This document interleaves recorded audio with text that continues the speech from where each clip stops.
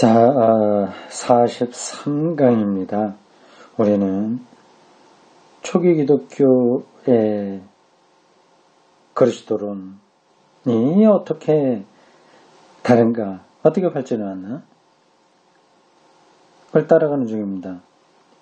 Q 자료로부터 시작해서 공간보험서, 요한복음, 그리고 다른 서신들 쭉 봤습니다. 이제 가장 중요한 바울입니다. 227쪽 43강에 해당합니다. 바울에게는 새 아담이신 예수라는 이름이 붙여진 그리스도론이군요. 새 아담, 예수. 이제 1세기 말이자 다시 바울에게로 되돌아가서 고찰하기로 하죠. 1세기 말은 90년대 그 이후를 가리키죠. 80년대, 90년대 그때는 초기독교가 어느 정도 자리를 잡았다고 볼 수 있어요. 뭐 완전히 자리 잡은 건 아니고 그래도 한 5, 60년 시간이 지났으니까 자리가 어느 정도 잡혔는데 바울의 편지들은 훨씬 전 이야기입니다. 40년대, 50년대죠. 바울의 그리스도로는 재편집되지 않고 이 말은 그 뒤에 그리스도로는 재편집됐다는 말이죠. 직접 그 자신의 서한으로 전달된 최고의 것이다. 가장 오래된 것이다. 사도행전에 있는 바울의 설교는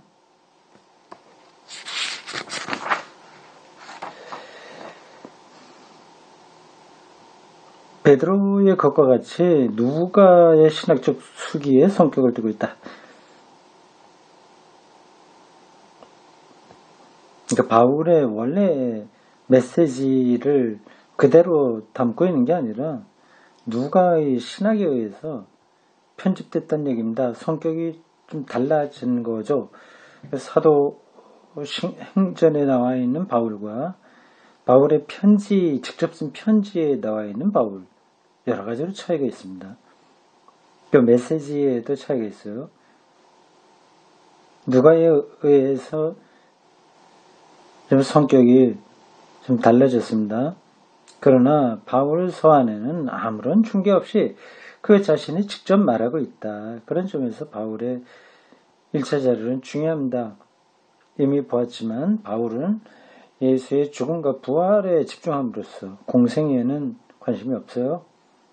바울의 편지에는 예수의 공생에 대한 이야기가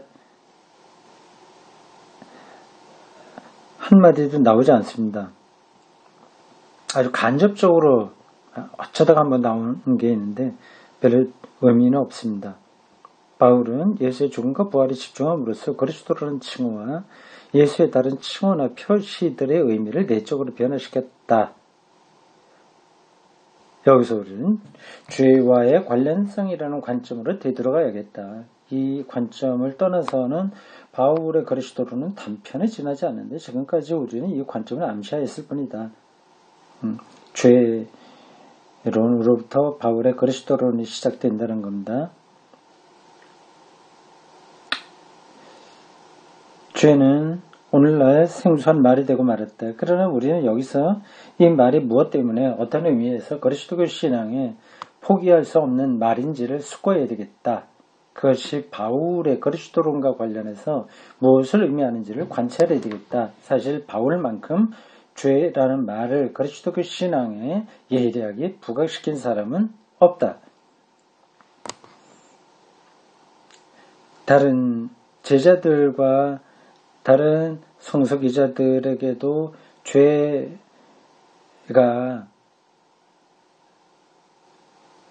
필요하죠. 또 그 언급이 있죠. 그런 사람들에게도 있긴 있지만 바울만큼 첨예하게 이 문제를 중심 주제로 삼은 이들은 없다는 겁니다. 바울에게서 모든 것을 결정하는 예수 그리스도 행위의 의의는 인류 멸망, 이 멸망은 죄 때문에 온 건데 그 인류 멸망의 역사를 배경으로 할 때 비로소 밝혀진다. 신앙인들은 그리스도와 영원히 결합되어 있으며 이로써 멸망을 면하게 되었다. 멸망의 역사는 인간 죄의 역사다. 구약부터 계속 내려온 성서의 중심 줄기입니다. 죄의 역사입니다. 바벨론 포로로 잡혀가게 된 것도 결국 죄의 결과로 선지자들은 보고 있습니다. 원조 아담 이래 죄가 인류를 지배하고 있다. 로마서 1장 18절에서 3장 20절에는 이방인, 유대인의 구별 없이 죄가 얼마나 인간을 지배해 왔는지 많은 어두운 면들을 들어서 묘사하고 있다. 여러 가지 죄의 모습들이 나오죠. 동성애도 나오고 탐욕, 또 율법 자체도 죄로 기능하죠. 많은 것들이 나옵니다. 죄 많은 인류를 마치 아담을 대표로 하는 노예 집단 같은 데로 몰아넣는다. 아담의 죄로 인해서 모두가 다 죄의 운명에 떨어졌다는 거죠. 그렇다고 죄인 아담을 탓할 수는 없다. 아담에게서부터 시작된 이 징벌은 그 뒤를 따르는 사람들이 저마다 선택할 것이며 그것이 항상 반복되고 있다고 하는 것이다. 이 죄를 아담에게 돌리진 않지만 총체적으로 인간이 아담을 뒤따르고 있다. 그렇게 보는 겁니다. 이러한 죄의 죄가 불러낸 화에서는 하나님만이 구원해 내실 수 있다. 하나님이 이 일을 하실 때 그것은 새 세상의 새로운 생명의 주심이며 주심이며 죄에 대한 심판이다. 그러나 하나님의 의를 밝혀주는 이 심판은 하나님을 믿으면서 하나님께 자신을 개방하는 사람들을 죄에서 풀어주는 것으로 끝난다. 이 사죄는 종말론적 의미를 가진다. 이 사죄로서 하나님의 최후 심판이 미리 집행되어 신앙인들이 이미 그리스도를 통해서 그리스도와 함께 그 생명을 누리고 있는 것이다. 지금 바울의 그리스도론을 죄론에 근거해서 압축적으로 설명하고 있는 겁니다. 딱 아는 이야기죠. 웬만큼 교회 다니는 사람들은 이런 정도 설명을 다 알고 있습니다. 알고 있어도 그걸 깔끔하게 정리하는 그런 공부는 계속 필요합니다. 바울은 이 도입점에서부터 독자적인 그리스도상을 전개시킨다. 그리스도는 새 아담이라는 것이다. 로마서에 나온 이야기예요. 한편으로는 불순종의 죄를 범한 원래 첫인간 아담이 나타나고 전 인류가 이 죄에 물들어 있으며 또 한편으로는 순종하는 새 아담이 있어서 그를 믿는 모든 사람들은 구원받는다. 이러한 대전은 로마서 5장 전체를 메우고 있는데 바울은 여기서 심취한 나머지 문장을 다시요. 심취한 나머지 이렇게 해야 되겠네요. 여기 심취한 나머지 문장을 채 끝맺지도 않고 또 다른 표현을 진행하고 있다. 논문을 쓴 건 아니네요. 한 사람이 죄를 지어 이 세상에 죄가 생겼고 한 다음에 로마서 5장 12절 한동안 다른 말을 한 후에 5장 13절에서 14절 5장 18절에서의 비로소 거기에 대응하는 생각을 시작하는 것이다. 인용한 부분입니다. 한 사람이 죄를 지어 모든 사람이 유죄 판결을 받은 것과는 정반대로 한 사람의 의로운 행위로 모든 사람이 의롭게 된 것이다 라고 생각을 정리했습니다. 순종으로서 죽기에 이르기까지 하나님의 뜻을 체험으로써 다시 말하여 피조물에 미치는 하나님의 권리의 대리자로서 예수는 뚜렷이 새 아담으로 등장한다.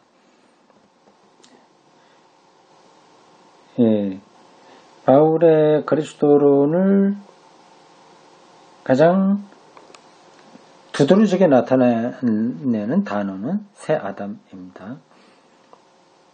그리스도의 속량 행위에 대한 이 해석에서 종말과 현재가 하나를 이룬다. 예수가 새 아담이라고 하는 것은 원래 아담, 시조, 원조라고 그랬는데 시조라고 해야지 맞죠? 원조, 시조죠. 인간의 시조. 시조 아담의 역사를 되풀이하여 다시 한번 좀 더 나은 역사가 전개될 수 있게 새로운 시작을 하신다는 의미가 아니다. 조금 개량한다는 게 아니죠. 예수는 전무후무한 종말의 궁극적 인물이며 시조 아담과는 반대될 뿐만 아니라 비교될 수 없는 초월자다. 새 인류의 머리로서 하나님의 부르심을 받은 분이며 자기를 통하여 구원된 하나님 백성의 머리이시다. 바울은 예수를 시조라고 부르는 것을 의식적으로 피한다. 시조가 아니라 이제 초월자죠. 그것은 하나님을 아버지로 부각시키고 신앙과 세례를 통한 재생을 자연의 기복관계와 명백히 구별하기 위함이다.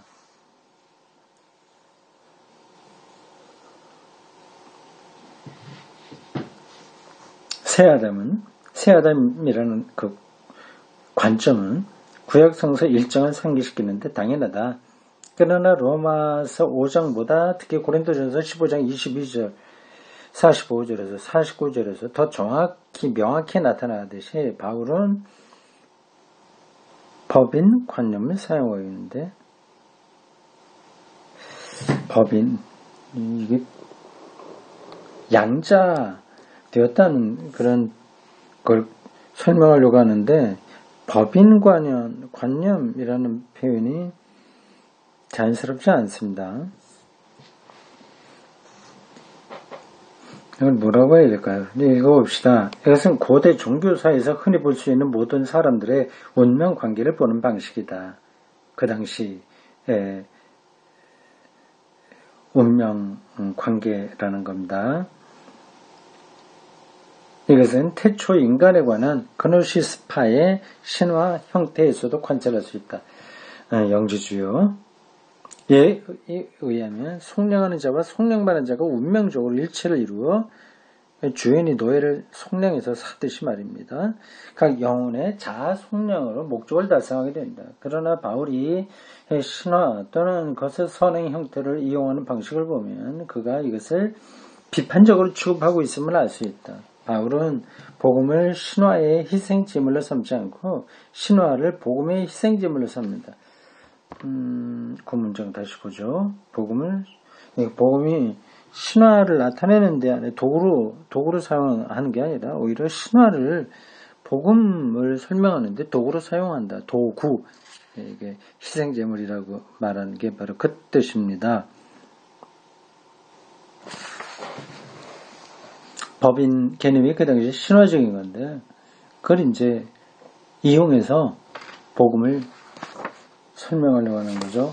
모든 사람들의 속량의 욕구는 신화의 중계를 통해서 표현될 수도 있다. 그러나 속량이란 어떤 이념이나 고도의 지식의 습득으로 이루어지는 것이 아니고 예수의 십자가로 말미암은 단 한 번의 역사적 순종 행위로서 이루어진다. 변호사가 들어와서 이걸 법적으로 증명하고 이런 게 아니라 예수 그리스도 십자가로 이루어진다. 그죠? 생명과 종말적 부활에 대한 희망은 하나님이 십자가에 달리신 예수를 죽은 자들로부터 부활케 하셨고 그 다음 인용문 죽음의 잠으로부터 부활하신 첫사람으로 만드셨다는 사실에 의해서만 주어진다.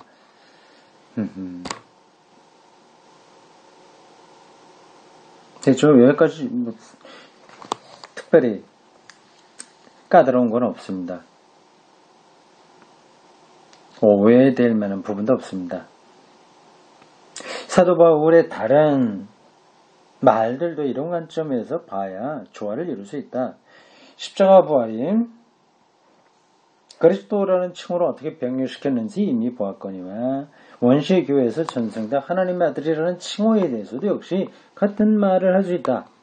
로마서 1장 3에서 4절에서 바울은 예수의 품위를 품위 앞에서도 자꾸만 나왔는데 품격이라고 해야 되지 않을까요? 위격이라든지 예수의 품위. 보통 우리가 품위라고 하는 거는 저 사람 참 품위가 있어 이렇게 표현을 할 때 보듯이 좀 뭐 권위가 있다 이런 사람이 점점 다 있어 보인다 뭐 그렇게 사용돼요. 근데 예수의 품위는 그 뜻은 아니거든요. 예수의 인격, 예수의 품격, 위라고 해야 되는데 그런 쪽이 더 가깝습니다. 예수의 예수됨이죠. 예수의 품격, 예수의 위격, 그것이 하나님의 아들이라는 칭호로 거듭 강조되고 있으며 이 칭호는 죽은 자들로부터의 부활에 근거하고 있다.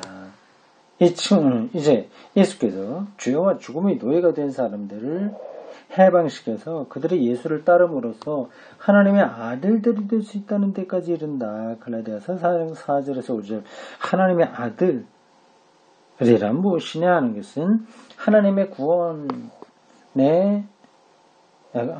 구원의 의도와 구원의 행위에서 나옵니다. 그렇죠? 하나님의 아들이 있다고 하는 것도 신화적인 표현입니다.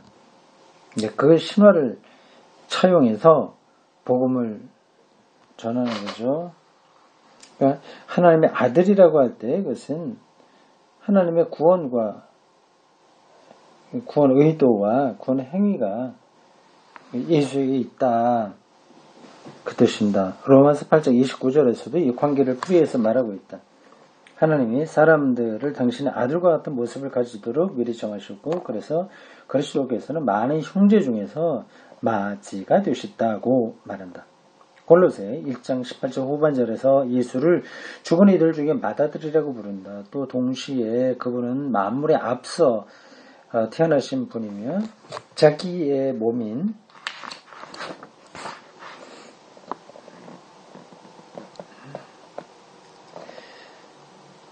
교회의 머리로서 우위를 차지하고 계신 분이다. 이런 표현들은 서로가 해설을 하고 있으며 예수는 순종과 희생을 통해서 새 아담으로서 결정적인 인간이 되셨다는 근본 사상에 있어서 일치하고 있다. 좀 복잡한 설명이죠.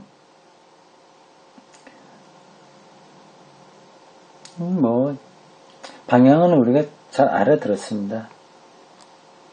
오늘의 독자들에게는 거기 난해한 부분이 예수의 선제성에 관한 대목도 태초부터 있었다고 하는 거죠. 선제, 이미 역사보다 앞서 있다. 대목도 비슷한 방식으로 해석되어야 된다. 그러니까 예수에게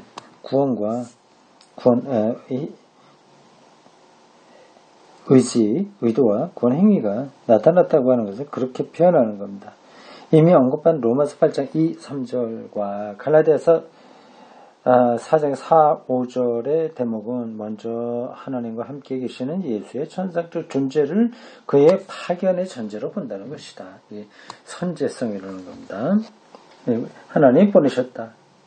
곧 하나님이 친히 인간 구원에 관여하신다는 것을 가리킵니다. 여기서 특별히 중요한 두 대목이 있는데 그것은 빌립보 2장 6에서 11절과 골로새 1장 15절에서 20절의 찬가들이다. 선제성, 그리고 낮추어지심 이런 것들이요. 이 두 노래는 후자가 더 인상 깊은데 예수의 지상 존재 이전에 하나님과 동등한 선제를 말하고 있는데 여기서도 역시 당시의 신화적 사고가 복합되어 있다. 신화적이라는 겁니다. 하나님의 아들로, 하나님이 옆에 아들을 두고 있다고 하는 게 신화적인 표현이죠. 근데 그걸 통해서 예수에게 하나님의 구원 의도와 행위가 나타났다고 하는 것을 말하는 겁니다. 그러나 바울은 중대한 점에서 신화를 타파하고 있다.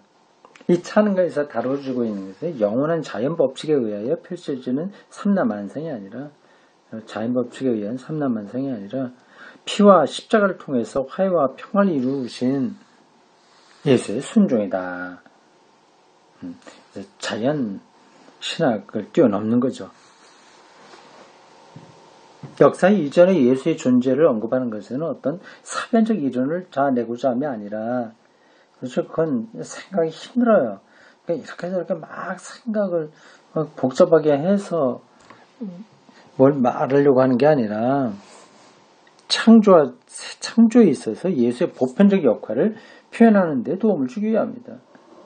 예수의 십자가 부활을 통해서 생명을 얻고 구원받았다고 하면 하나님의 창조가 완성되는 것인데, 그걸 설명하기 위해서 예수의 선제를 신화적인 방식이지만 말했다는 겁니다. 하나님이 원하신 그리스도에 의하여 실현된 구원은 창조 시초부터 그 자취를 남기고 있으며 이 세상의 모든 실존에 작용할 것이다. 후대 와서는 바로 이러한 선제 증언이 바울이 말하는 문맥과 상관없이 광범위한 그리스도론적 사색의 계기가 되었다. 그건 뭐 뒤로 신학적으로 이렇게 가지를 이제 펼쳐서 또 조금 복잡하게 기독론으로 자리를 잡게 되었다고 하는 겁니다. 바울의 원래 생각과 상관없이 이렇게 가지치기를 좀 하게 된 거죠.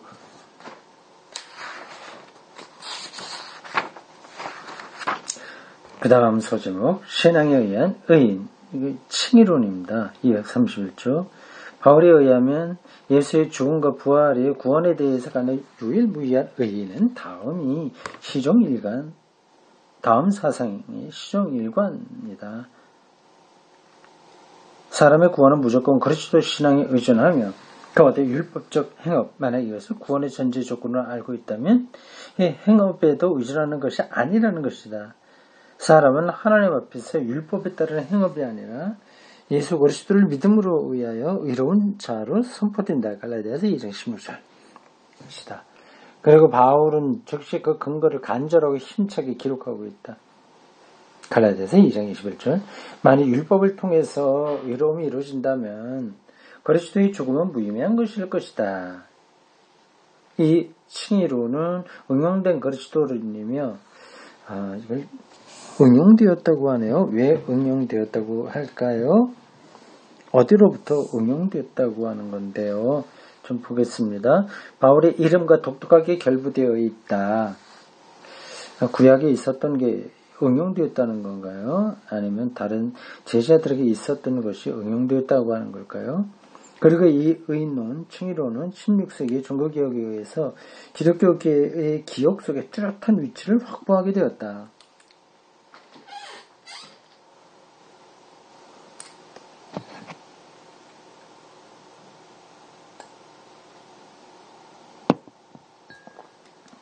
무엇 때문에 이 응용 그리스도론이 등장하게 되는 것? 처음 듣는 용어네. 응용 그리스도론.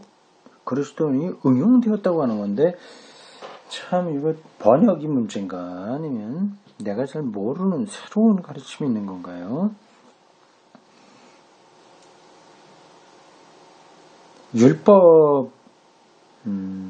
율법으로부터 복음으로 옮긴 거, 그래서 응용 그리스도론이라고 하는 건가? 좀 어색합니다. 이 표현이 말이죠. 우선 그리스도에게 일어난 사건이 우리를 위한 건 우리 구원을 위하여 일어난 것임을 명확히 설명해야 했기 때문이다. 여기서 중요한 것으로서 로마서의 서두를 말하지 않아서 바울은 먼저 1장 3, 4절에서 전승된 신앙고백 정식을 이용하여 복음의 내용을 묘사하고 그 다음 이 정식을 1장 16, 17절에서 의인론으로 요약하여 해설하는데 여기서부터 이 의인론이 계속하여 전제 테마가 된다. 그뿐만 아니라 이 응용 그리스도론은 역사적 배경도 지니고 있다. 칭의론이 응용 그리스도론이라고 하네요. 바울은 그리스도의 구원만으로 충분하다는 것에 대해서 회의하는 사람들의 논쟁이 휘말리게 되었다. 바울의 논적은 그 세운 교회 안에 위험하게 뭐뭐와 뭐뭐를 첨가해 해석하는 교수를 전파했다.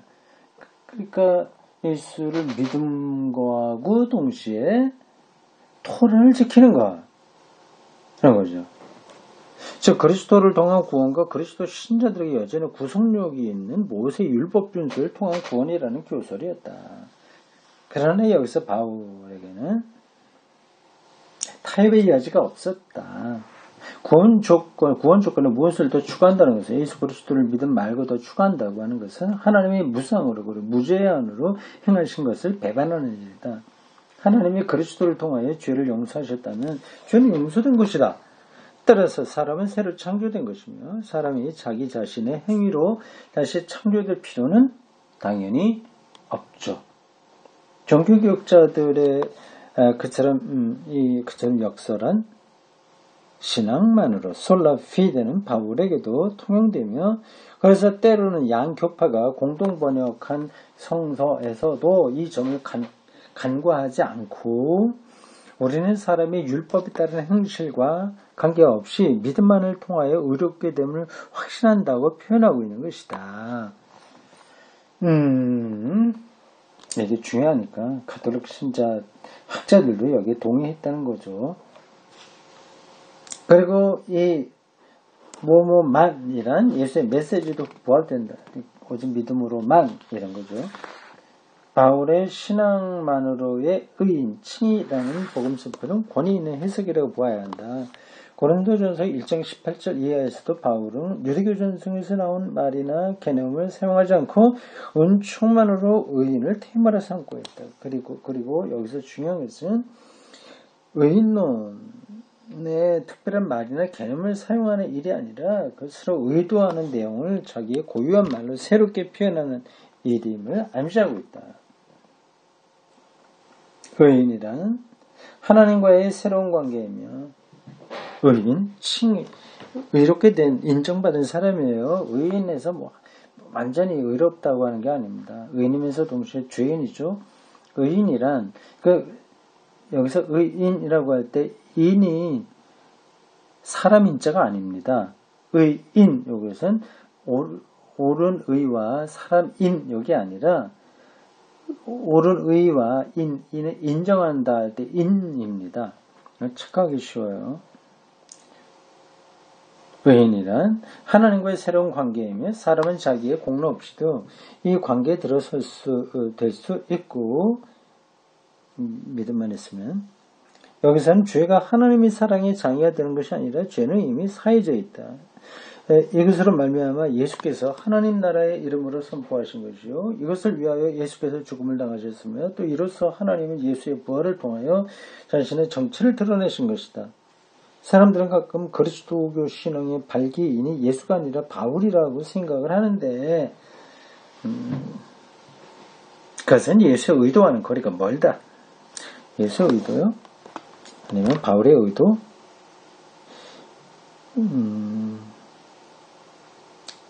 그렇게 생각하는 사람은 바울을 오히려 기독교의 창시자쯤으로 보는 그런 사람은 바울이 무엇을 가르치는지도 예수께서 무엇을 선포하시는지도 모르는 사람이다.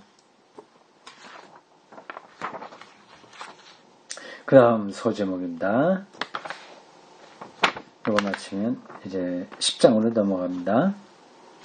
예수 그리스도 안에 하나님. 네, 여기 9장의 제목이기도 합니다. 결론이군요. 위에서 우리는 신약성서 저자들이 그리스도상을 그리면서 서로 차이가 나게 되는 양상을 일별했다. 네, Q 자료로부터 바울까지예요. Q 자료에서는 인자 그리스도론이라고 한다면 바울에게서는 아담 그리스도론 이렇게 볼 수 있습니다. 죄와 칭의 관계가 그 안에 들어있는 거죠. 그렇다면 이제 과연 누구 말이 옳은가? 서로 강조점이 다른데 누구 말이 예수를 그리스도로 말할 때 옳은가 하는 거죠. 이것은 자연스러운 질문이긴 하나 대답을 구하다 보면 그다지 의미 있는 질문이 못 된다는 것을 알게 된다. 결론은 다 똑같으니까요. 신약 성서에 어느 그리스도론이 옳은가 하는 질문은 의미가 없다. 물론 어느 그리스도론이 선포 양식이 예수의 본래 선포와 가까이 연결되어 있느냐, 또는 어느 것이 새로이 독자적인 것이냐는 질문을 할 수는 있다. 우리는 예수의 주장이 결국 무엇을 의미하는지를 이미 살펴보았다. 또 자기 신앙에 입각하여 기록한 복음서 저자들의 귀납적 결론들이 귀납적이요. 이렇게 나타난 걸 보고서 본래적인 것을 찾아가는 방법이요. 결론들이 역사적 예수의 말씀과의 행적을 소개하는데 어떤 영향을 주었는지 예를 들어 제시했다. 그러나 이 문제에서 전혀 이론이 있을 수 없는 결론에 도달한다 할지라도 그것이 역사가에게는 흥미있는 것일망정 신앙을 위해서는 반드시 도움이 된다고 할 수는 없다. 이런 여러 가지 다른 그리스도론들이 뒤섞여서 영향을 주고 이렇게 하는 것들, 역사학자들에게는 흥미있을지 모르나 신앙에서는 반드시 도움이 되는 건 아니다. 또 그것이 중대한 것도 아니다. 여기서는 더 옳고 덜 옳은해서, 더 참되고 덜 참된해서, 그리고 또 가치고 덜 가치는 해석의 문제가 아니다. 또 귀납적인 결론들을 서로 보완한다면 어떻게 보완하는지, 그리고 모두가 통일된 신앙 고백에 도달하는지, 도달한다면 어떻게 도달하는지를 그다지 심각하게 문제 삼을 필요도 없다. 그런 심각한 문제들이 있긴 있으나 그 과정을 통해서 정리될 거 다 정리돼서 같은 신앙 토대에 서게 된 겁니다. 그거를 심각하게 문제 삼을 필요는 없습니다. 공부는 해야 되겠죠. 어떤 차이가 있는지요. 이런 문제는 일정한 조건에 있으면 여러 가지 해석이 나온 상황들이 다양한 그만큼 매우 제한된 범위 내에서만 제기될 수 있는 것이다. 신학 성서의 그리스도론들은 제각기 그 나름으로 그리스도 신앙 전체를 공언하고 있으며, 공언이라고 하는 게 공적으로 말했다는 건가? 아니면 공통적으로 말했다는 건가요? 공통적인 거라고 보이는데, 그러면서 공언하면 표현이 그렇게 익숙하지 않습니다. 하여튼 신앙 전체를 그리스도론들이 차이가 있는 사람들도 다 받아들인 거다. 그러니 그 차이 갖고 뭐 이렇게 죽자사자 그걸 확인하고 하는 것은 신앙적으로 큰 도움이 되는 거 아니다. 그 얘기죠. 또한 제가 이렇게 특유하고 다양한 문제와 전제 조건들을 가진 청중을 상대로 하고 있다. 청중. 다른 청중들이니까 다르게 말할 수밖에 없는 거죠. 그러므로 신학 성서의 각 그리스도로는 한편으로는 새롭고 한편으로는 이질적인 정신적, 종교적, 문화적, 정치적 상황에서 시작된 신앙의 새 출발이다. 출발. 그러나 그 상황은 부활하신 예수 안에 하나님의 현존에 대한 신앙이 신자들의 마음 안에서 그리스도를 통한 희망의 답변이 되도록 촉구했다. 베드로전서 3장 15절. 네가 믿고 있는 바에 대해서 대답을 요구하는 사람들에게 대답할 수 있도록 늘 준비해라. 그런 내용 구절입니다. 이 신앙의 새 출발은 예수의 말씀에 관한 역사적 조회에 의해서 이게 조회? 뭐 이상한 말이네요. 또는 말은 다르지만 생각은 같은 어떤 일치점에 의해서 확인되는 것이 아니다. 똑같은 거를 서로 확인해갖고 신앙이 요거다 저거다 이렇게 결정하기 어렵다는 겁니다. 중요한 것은 하나님의 영이 이 신앙의 새 출발을 인도하고 격려하신다는 신앙이며, 영광 중에 계신 그리스도께서 이 새 출발을 이끄신다는 신앙이다. 따라서 우리는 이렇게 말할 수 있다. 고디체로 강조하고 있는 마지막 문장입니다. 신약 성서의 여러 가지 그리스도 상들은 제각기 다른 사람들, 다른 신앙인들에게 예수의 인격과 업적에 관한 진리를 공언하고 있으며 함께 말하고 있으며, 그럼으로써 부활하신 예수 그리스도 안에 하나님의 현존에 대한 신앙에서 나오는 결론을 이끌어내고 있다. 이 문장이 깔끔하지 못하네요. 신약 선수의 여러 가지 그리스도성들은 좋아요. 여기까지. 제각기 다른 사람들에게 독자들이 다르니까요. 다른 사람들에게 예수의 인격과 업적에 관한 진리를 공언하고 있습니다. 그거를 이 공언 앞에서 도 말했는데 공적인 언어 아니면 함께하는 언어라는 뜻인가? 이럴 땐 뭐 가끔 한자도 다르거나 원어도 다르더구만 여기서는 번역자가 지나가 버리고 말았어요. 그 두 가지 또 시단이 있기도 하고 하여튼 뭐 그렇습니다. 그 대목은요. 거의 됐고요. 그건 맞습니다. 진리 예수의 인격과 업적에 관한 진리를 함께 말하고 있고 그럼으로써 부활하신 예수 그리스도 안에 하나님의 현존 부활하신 예수 그리스도 안에 하나님이 현존하신다는 신앙에서 그 신앙은 같이 가는 거죠. 신앙에서 나오는 결론을 이끌어내고 있다. 그것이 결국 서로 다른 그리스도론이지만 예수 그리스도 안에 하나님이 현존한다는 그 믿음이 결국은 결론이다. 그 뜻입니다. 네, 여기까지입니다.